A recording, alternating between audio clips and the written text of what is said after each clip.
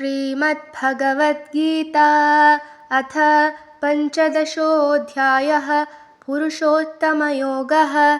श्रीभगवानुवाच ऊर्ध्वमूलमधः शाखम् अश्वत्थं प्राहुरव्ययं छन्दांसि यस्य पर्णानि यस्तं वेद स वेदवित्।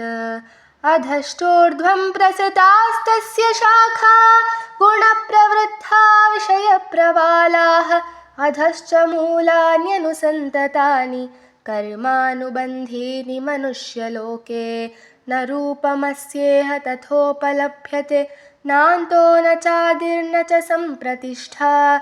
अश्वत्थमेनं सुविरूढमूलम् असङ्गशस्त्रेण दृढेन चित्वा ततः पदं तत्परिमार्गितव्यं यस्मिन् गता न निवर्तन्ति भूयः। तमेव चाद्यं पुरुषं प्रपद्ये यतः प्रवृत्तिः प्रसृता पुराणी। निर्मानमोहाजितसङ्गदोषा अध्यात्मनित्या विनिवृत्तकामाः द्वन्द्वैर्विमुक्ताः सुखदुःखसंज्ञैः गच्छन्त्यमूढा पदमव्ययं तत्। न तद्भासयते सूर्यो न शशाङ्को न पावकः यद्गत्वा न निवर्तन्ते तद्धामा परमं मम।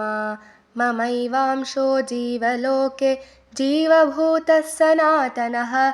मनःषष्ठानीन्द्रियाणि प्रकृतिस्थानि कर्षति। शरीरं यदवाप्नोति यच्चाप्युत्क्रामतीश्वरः गृहीत्वैतानि संयाति वायुर्गन्धानि वाशयात्।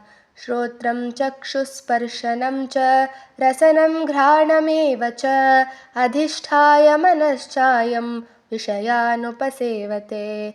उत्क्रामन्तं स्थितं वापि भुञ्जानं वा गुणान्वितं विमूढानानुपश्यन्ति पश्यन्ति ज्ञानचक्षुषः।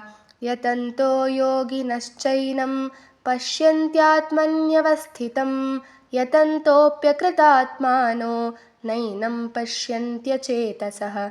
यदादित्यगतं तेजो जगद्भासयतेऽखिलं यच्चन्द्रमसि यच्चाग्नौ तत्तेजो विद्धि मामकम्।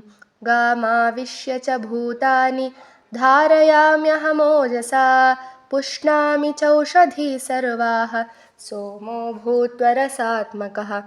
अहं वैश्वानरो भूत्वा प्राणिनां देहमाश्रितः प्राणापानसमायुक्तः पचाम्यन्नं चतुर्विधं।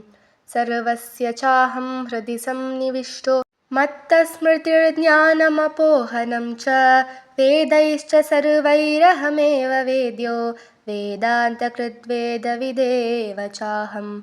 द्वाविमौ पुरुषौ लोके क्षरश्चाक्षर एव च क्षरः सर्वाणि भूतानि कूटस्थोऽक्षर उच्यते।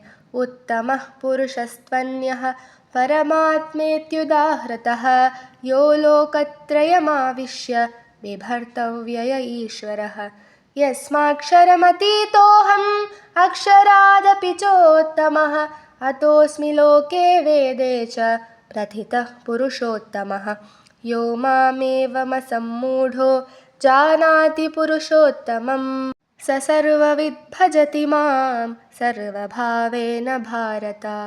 इति गुह्यतमं शास्त्रमिदमुक्तं मया नघ एतद्बुद्ध्वा बुद्धिमान् स्यात् कृतकृत्यश्च भारत।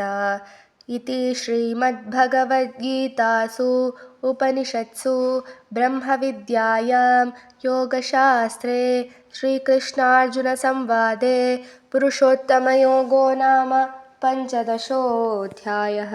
श्रीकृष्णार्पणमस्तु।